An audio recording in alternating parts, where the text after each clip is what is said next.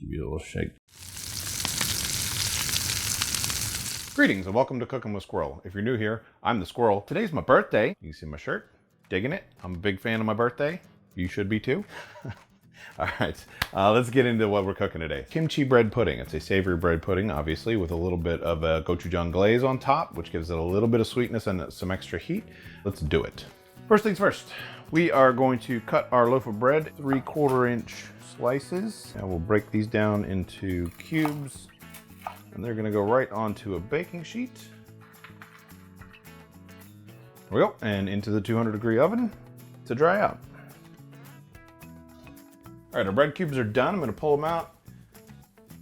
The sound of these is really gonna tell you when they're completely done. So they sound completely dry, completely crispy all the way through. You can hear there's no soft left in them. Let's move on to making our custard, and we'll set these to the side to cool off the rest of the way. Birthday whiskey.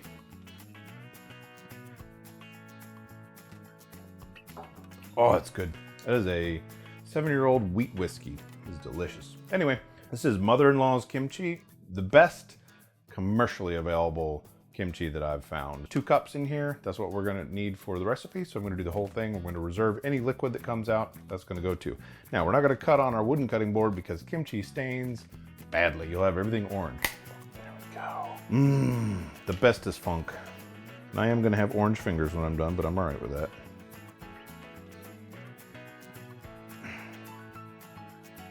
So we're looking for a 1/4 to 1/2 inch dice on this. So we'll stretch all this out. I like kind of a smaller bit in the bread pudding because you don't want a big chunk to chew through. And there you can see that's all nicely broken down. And that's why we don't cut on the wooden cutting board. I'm gonna clean this mess that I made up and I'll be right back. All right, we're back to make custard. Got 8 eggs here.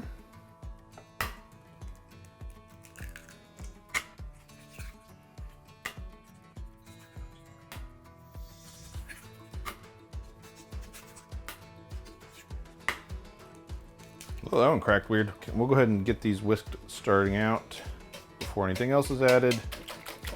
Just giving them a little head start. All right, now we have 2 cups of full fat buttermilk.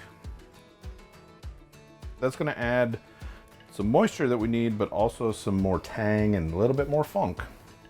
Because if you're going kimchi, you're going funk, and you might as well double down. 2 cups of heavy cream. 1 teaspoon of Morton's kosher salt. All right, that is well combined. We'll go ahead and add our kimchi in.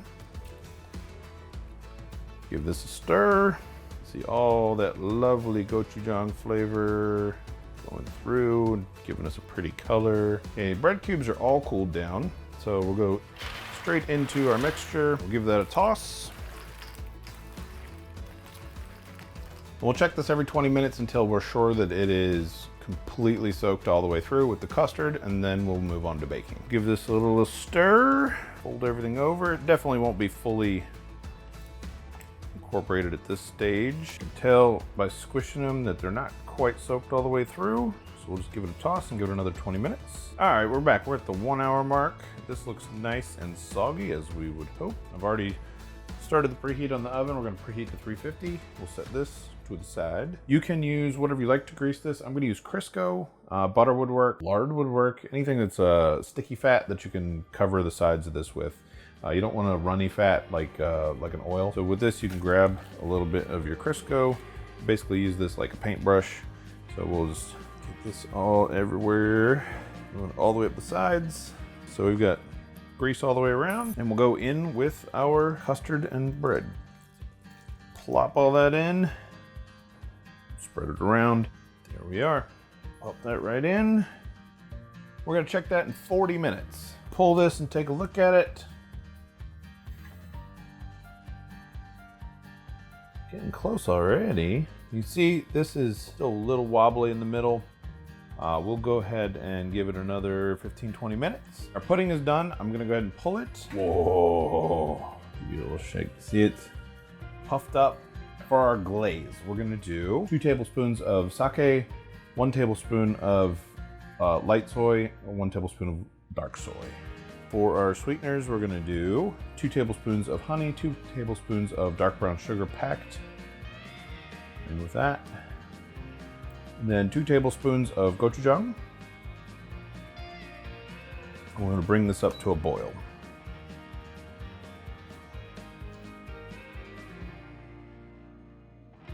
That's all it takes, just bring it to a boil and it's pretty much all combined. Here's our pudding, and we're going to take our glaze. We're just going to drizzle that all over the top. Now, if you really like this glaze, which I do, you may want to consider making a double batch and saving some for dipping. Get some out to the edges. And we're going to go back in the oven on a low broil until this bubbles and we get some nice crispy bits on the top. Do not leave this when you are broiling. Do not leave. That's when things go horribly, horribly wrong. This is perfect. So we got just a tiny bit of char on the tippy tops. Everything's bubbling nicely. We're gonna let this cool off. But we're gonna do one thing first. I'm gonna take a butter knife and just confirm that everything is pulling away from the sides nicely, which it looks like it is. And we'll give this, I don't know, 15, 20 minutes to cool off, and then we'll slice it and try it. Oh, look at that. Anyway, let's get this into my face hole. That is still hotter than I'd hoped.